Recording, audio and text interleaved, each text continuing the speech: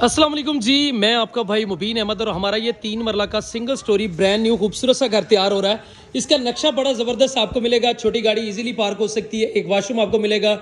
Grice stairs first floor के लिए separate कर दी गई। इस साइड पे इस घर का आपका पहला बेडरूम एज अ पाउडर इसको आपको समझ सकते हैं कि आपका ये ड्राइंग रूम समझ सकते हैं। नीचे खूबसूरत तैयार हो रही है। साथ में ये मैंने आपको बताया था कि इस घर का आप जहाँ है पाउडर रूम आ गया, जिसमें कमोड हमने आपको इंशाल्लाह लगा कर देना है। साथ में ये इस घर का लाउंज एरिया, जहाँ पर आपको खूबसूरत सा किचन आपका सेटअप होगा।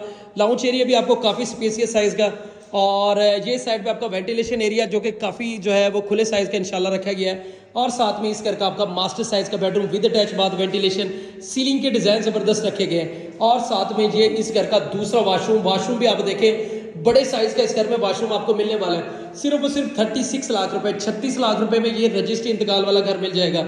न्यू ग्रीन सिटी, गज्जूमत्ता आलू वाला रोड, लाहौर इस घर की लोकेशन है। बाकी मजीद डिटेल के लिए भाई का चैनल सब्सक्राइब करें और फ़ोन पर रब्ता करें।